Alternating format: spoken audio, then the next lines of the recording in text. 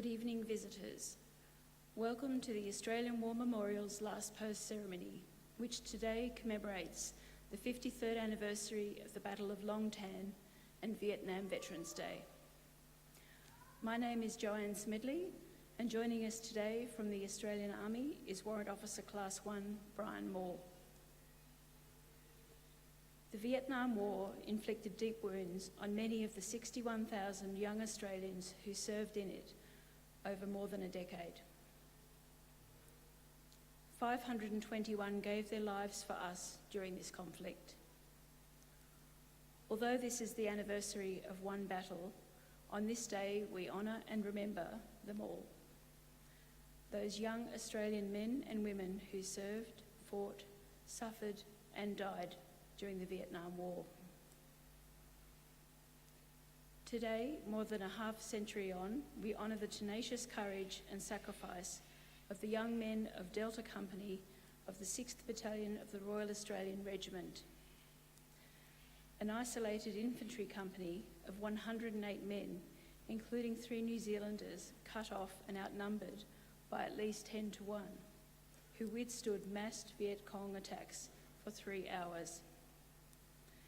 They suffered the heaviest Australian casualties in a single engagement in Vietnam, but prevailed against the odds. Their valiant stand in driving monsoonal rain became a defining action of the Vietnam War. Shortly, we will hear the story of Private Francis Brett Topp, who was killed in action during the Battle of Long Tan on the 18th of August, 1966. We warmly welcome the family, friends and colleagues of Private Francis Brett Topp who are joining us for this evening's ceremony. We welcome the veterans who have served, those that are still serving, and the families that love and support them. In particular, we welcome the Vietnam veterans who are here today, and we thank you for your service to the nation. We acknowledge the members of RSL and Services Clubs Association, RSL Victoria and RSL Queensland who are watching the broadcast of this ceremony across Australia.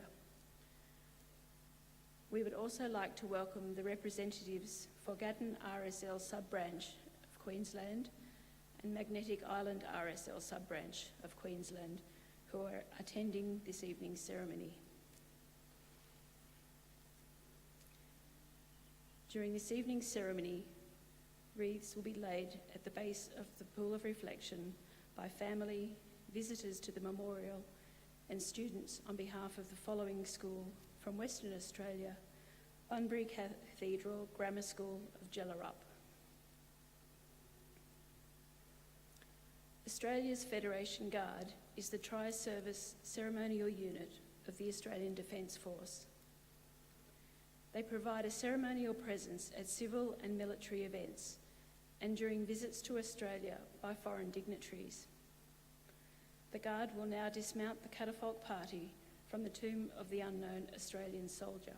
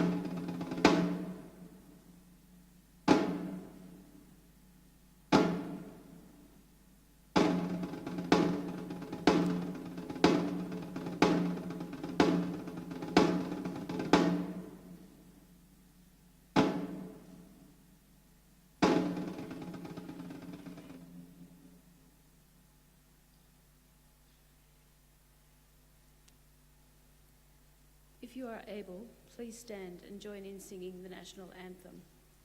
Catapult Party, attention! Catapult Party, present arms!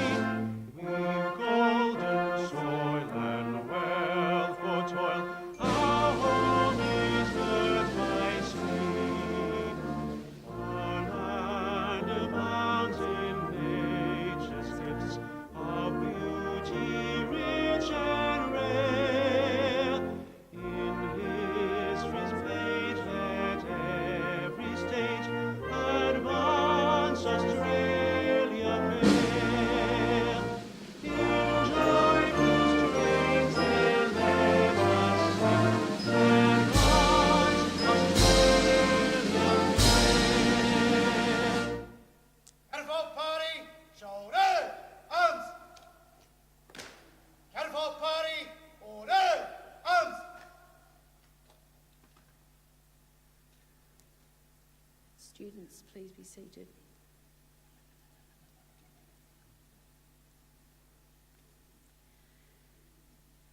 The Australian War Memorial was the vision of Charles Bean, Australia's First World War official historian. Bean landed with the Australian troops on Gallipoli and stayed with them at the front through to the end of the war. The idea of this national memorial and museum came to him at Pozières, France, in the depths of the bloody fighting of 1916. Bean's idea was that this would be a place where families and friends could mourn loved ones buried in faraway places. It would also be a place that could help all Australians understand what these men and women had endured and what they had done for us. Bean's vision, to which we remain true, is best expressed as inscribed in the entrance to the memorial's galleries. Here is their spirit, in the heart of the land they loved, and here we guard the record which they themselves made. Tonight we will read the story behind just one of those on the Roll of Honour, which lists the names of more than 102,000 men and women who have given their lives for us in war and operations for more than a century. But first, we present a lament, Flowers of the Forest. Wreaths of floral tributes will now be laid at the base of the pool of reflection.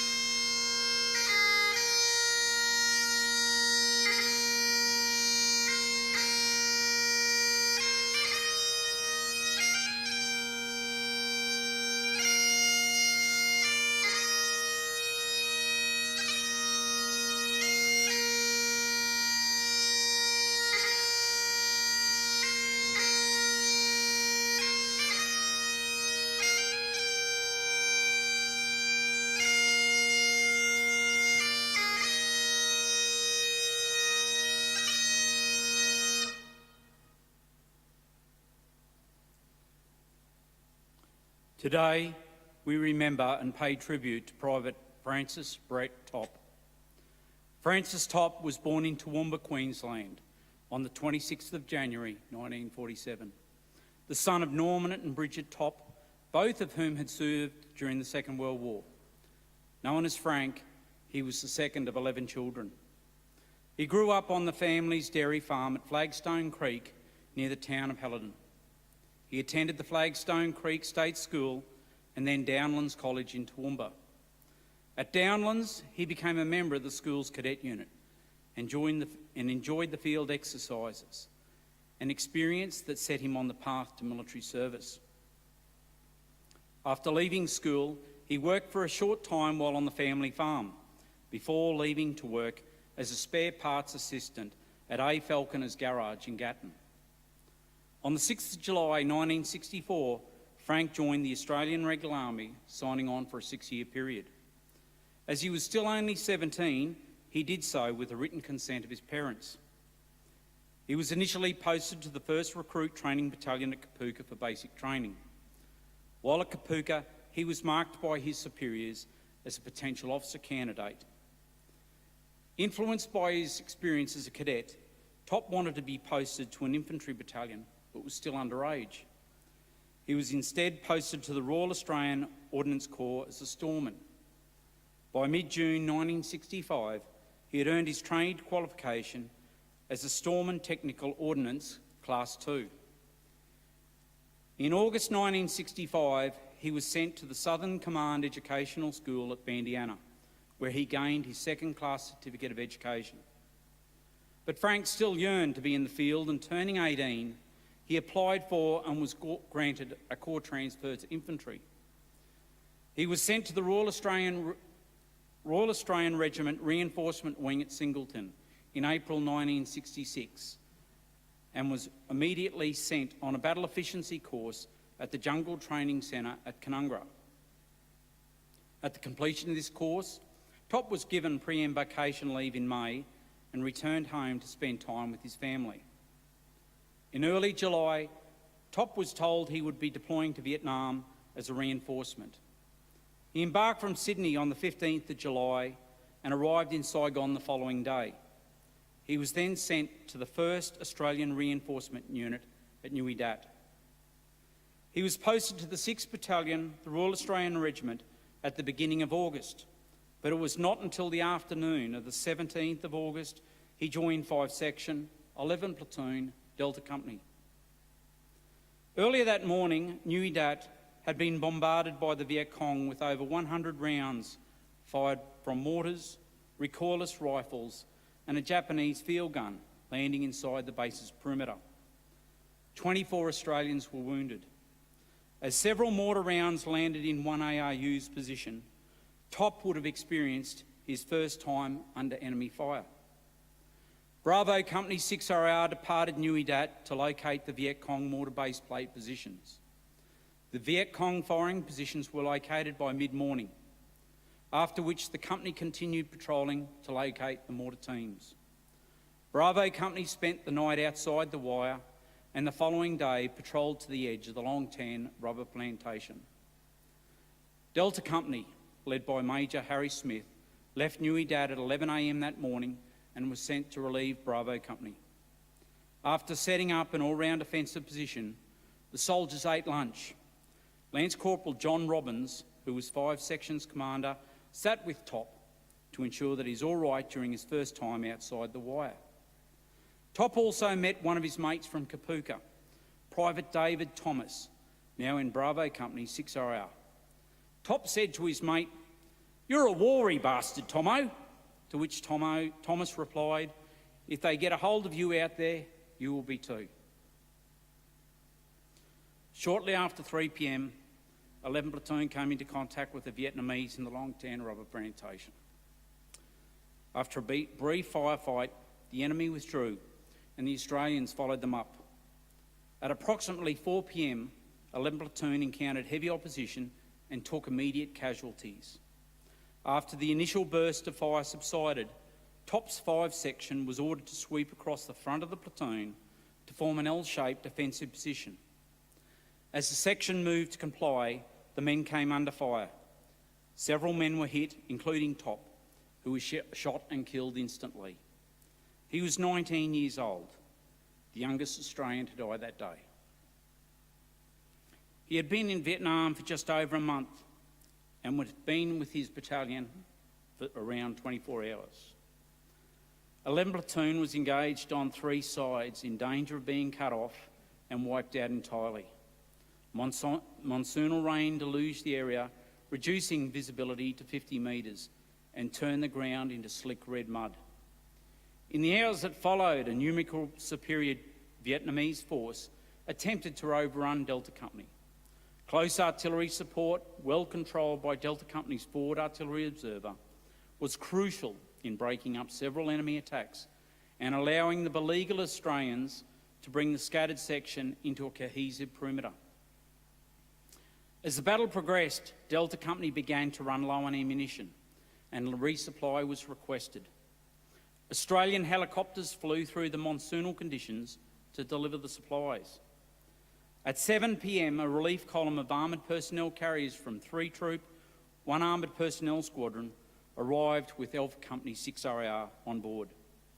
As they entered the rubber plantation, they came across members of the Vietnamese D445 battalion forming up for another attack. The APCs attacked quickly, stopping the enemy attack from going ahead. The APCs then linked up with Delta Company 6RR. As night fell, the enemy withdrew. The men of Delta Company returned to the battle site the following morning. They recovered 2 of their badly wounded comrades who had been left behind during the withdrawal. Topp and his fallen comrades were found still lying at their weapons, as if defending their positions. It was a sight that chilled those that witnessed it. The Australians also recovered 3 Vietnamese soldiers and buried over 245 enemy dead. Topp's remains were returned to Australia and he was laid to rest in the Helidon Catholic Cemetery, Queensland. His name is listed on the Roll of Honour on my left, along with more than 500 others who had died as a result of their service during the Vietnam War, and his photograph is displayed today by the Pool of Reflection. This is but one of the many stories of service and sacrifice told here today at the Australian War Memorial. We now remember Private Francis Brett Topp, who gave his life for us, for our freedoms, and in the hope of a better world.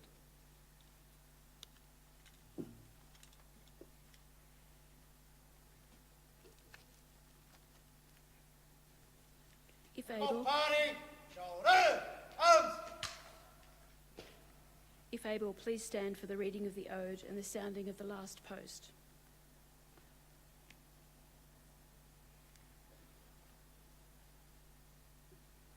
They shall grow not old, as we that are left grow old. Age shall not weary them, nor the years condemn. At the going down of the sun, and in the morning, we will remember them. We will remember them. Catapult party, present, arms.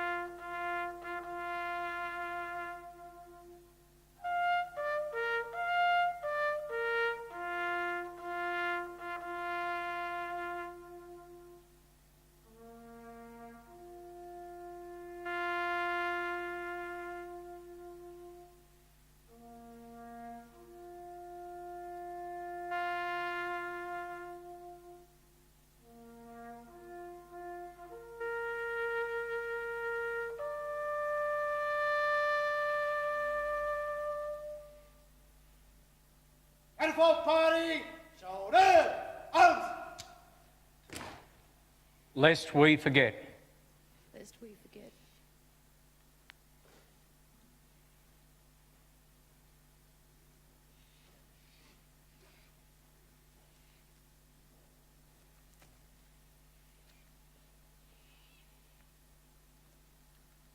Catapult party, in words, turn.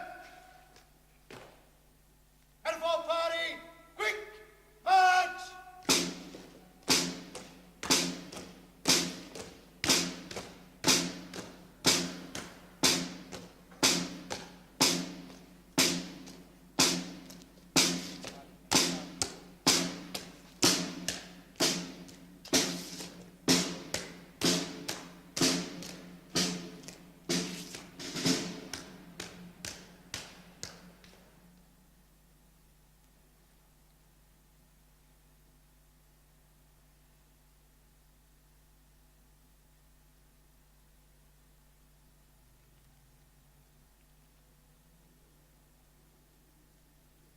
We leave you this evening with the words of the memorial's founder, Charles Bean.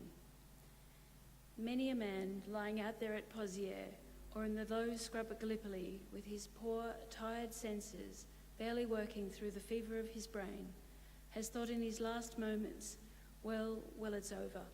But in Australia, they will be proud of this. Ladies and gentlemen, girls and boys, that concludes the last post ceremony. We thank you for visiting the Australian War Memorial and wish you all a very good evening.